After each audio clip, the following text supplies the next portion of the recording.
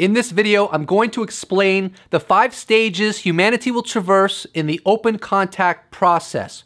Right now, we're going through the disclosure process. Obviously, for open contact to occur, you first need capital D disclosure. The way I'm seeing things progress right now, I anticipate we will have capital D disclosure in 2018 or 2019. And I'll be probably covering that in my next video. The open contact process will commence the millisecond after capital D disclosure occurs. The definition of capital D disclosure is a head of state announcing to the world that not only are we not alone in the universe, but we are being actively engaged by extraterrestrials, and that we have been and that we currently are being engaged. Contact stage number 1, sightings will increase. Firstly, it's a mistake to view sightings as just this happenstance occurrence where off-world crafts or probes just happen to enter the atmosphere and you just happen to witness them. In actuality, these probes and crafts can cloak themselves entirely whenever they wish. So if you do witness one, it was meant to occur and therefore is inherently meaningful. Travis Walton also believes this. The following are a few major sightings that have occurred in our past. 1952 Washington, D.C. UFO incident where alien crafts buzzed the Capitol building. Though the 1952 Washington incident actually encompasses a series of sightings that occurred from July 12th to July 29th. 1989 Belgian wave, in which a series of sightings of triangle crafts occurred over 5 months in the country of Belgium. 1997 Phoenix Lights event. This is a photograph from USA Today. The caption reads, "Unidentified." For 106 minutes on March 13th, people saw something like this V-shaped object flying over Arizona. UFOs? The only thing certain is that it still haunts them. The 2007 O'Hare UFO event, in which a metallic disc hovered over Chicago O'Hare International Airport for 5 minutes, before shooting up into the sky at high velocity and leaving a hole in a cloud. It's important to underscore that since the late 40s, extraterrestrial civilizations have been consistently and regularly visiting our world.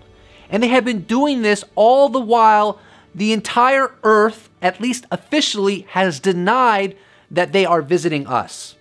And because the head of state has not yet announced that we are not alone and we are being engaged, which will be capital D disclosure. Since these off-world civilizations are willing to visit our Earth, even while officially we deny their existence, does anyone really believe that when the switch happens from going from, hey everyone, we're not being visited and UFOs are a bunch of swamp gas, to, hey everyone, I'm sorry, we were kind of fibbing the whole time, you are being visited and they're extraterrestrials. When that switch occurs, does anyone actually believe that the extraterrestrials are going to maintain the status quo? I don't believe that. I believe there's going to be a huge escalation in visitation from off-world civilizations. They're going to come here more and you're going to witness them more. I will go so far to say that on any given night, you could be walking your dog under a clear sky, and you could just notice out of the corner of your eye, there's a mile-long triangular craft floating through the sky with anti-gravitic technology. That is the world that we are going to move into in a post-disclosure world. Contact stage number 2. World governments will begin coordinating the first public ET transmission. This is a scenario that world governments are going to be forced into. No world government on this planet wants to engage in transmissions from off-world civilizations. In actuality, this is one of the core reasons that disclosure has not occurred yet. They know that this is an inevitability. And they don't want to have to contend with the implications of off-world civilizations giving their opinions and perspectives on world society. And I can understand that. Think about it. You're a government, you're trying to govern the people, you're trying to have some degree of control over the people, and all of a sudden, this civilization from out in the universe, which has an IQ of like 500, and has been a civilization for millions of years, and technologically are 100,000 years ahead of us, and they're trying to give us advice on how to conduct our society. That's not really a favorable scenario for a government that wants to maintain control as they see fit. The reason that world governments are going to be forced into implementing a transmission from an off-world civilization is because the world governments are going to have to contend with private industry. It doesn't take a genius to foresee that the moment a head of state announces to the world that we are not alone in the universe, entrepreneurs are going to be like, seriously? There's extraterrestrials visiting our planet? Now I need to buy a bunch of radio telescopes, send some information out into the ethers, have the aliens respond, broadcast that MFer on the internet, and make a cool billion. I mean, that's what they're going to. That's what's going to go through their mind, and I can understand that. But of course, the world governments are going to want to get ahead of that and preclude that, so they can do it in a controlled manner. Because if the world government says we are not going to make any efforts or attempts to receive a live transmission, private industry will do it for the world governments. And I anticipate that the off-world civilization that makes that transmission will do so in a reasonable manner, and they will make an agreement with the world governments of our Earth that, okay, look, as long as you allow us to institute that transmission, we will not have transmissions to private industry. Contact stage number 3. Alien transmission will commence. The first ET transmission that humanity will experience will be strictly audio with no video. And it will go through a channel that was created or will be created by world governments in a post-disclosure world for the very sake of receiving communication from an off-world or off-world civilizations. And it will be transmitted in every language on the planet.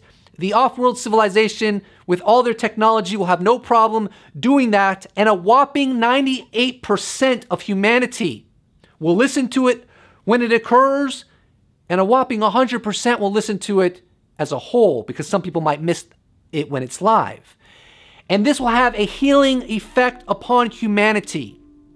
After this first transmission from an off-world civilization, our brains will start to have an evolution just from the experience of receiving a transmission from an off-world civilization. We're all going to have a great realization that ultimately humanity is one people. In unison, we will have an epiphany that it is absolutely ridiculous that we've been killing our fellow beings ruthlessly for hundreds of thousands of years. Contact stage number 4. Governments will coordinate a landing. After enough time has elapsed, and we have already received quite a few public transmissions from off-world civilizations, it will be coordinated among the world governments with that civilization to schedule a landing. And a ship will inevitably land, and it will be televised all throughout the world, and it will be broadcast on the internet as well, of course. And an alien will exit that ship, and this will all be aired, and it will culminate with that alien being interviewed on the news. And what's really going to give you a head trip is that it is completely feasible that within the next 5 years we will enter a scenario, a living scenario on this planet where it is a common occurrence, where extraterrestrials are interviewed on MSNBC, Fox News, CNN, every network you can imagine. It will become a daily occurrence. Sometimes the alien will be in studio and actually be on our planet, and other times it will be a transmission from light years away, but it will become a common fixture of our world in a post-disclosure world, and yes, I believe that is utterly inevitable. Contact stage number 5, alien embassies. The 4 previous stages of the contact process will help pave the way for the final stage, which is the institution of embassies throughout the world representing off-world civilizations. Literally, there will be buildings. They'll probably be very sophisticated, very beautiful. They will use their technology to build them, where extraterrestrials live and work to help Earthlings move to the next level to get a seat on the Galactic Council with all the other planets in this specific quadrant of the universe. I estimate that there are about 100 members to each Galactic Council, and there are literally millions of galactic councils throughout the universe. These civilizations will help us move away from our hundreds of thousands of years of isolationism into normality, which is when civilizations reach a certain degree of sophistication, they do enter into a galactic council, which is what is the norm throughout the universe. What we are experiencing and what we have experienced up until this point is really just the growing pains until what will become the permanent stature of planet Earth. The truth of the matter, and this is not me being hyperbolic or exaggerating, this is me being 100% accurate. The truth of the matter is we live on an artificial world. We have been told since forever, and certainly since the late 40s, that we have no evidence that we're being visited by other civilizations. And even right now, where we're beginning the beginning stages of the disclosure process, we're being told by guys like Luis Elizondo, who I have great respect for, and Chris Mellon, who I have great respect for, that we don't know what these things are. But we do know what these things are, and that will come out sooner than later because the disclosure process is ongoing and is taking place now. So this artificial nature of reality that we are experiencing now can be likened to living on the island of Maui and being told that the Hawaiian island chain is the only land on the entire Earth and everywhere else is engulfed in water and there is no other land mass. Could you imagine living a lie like that?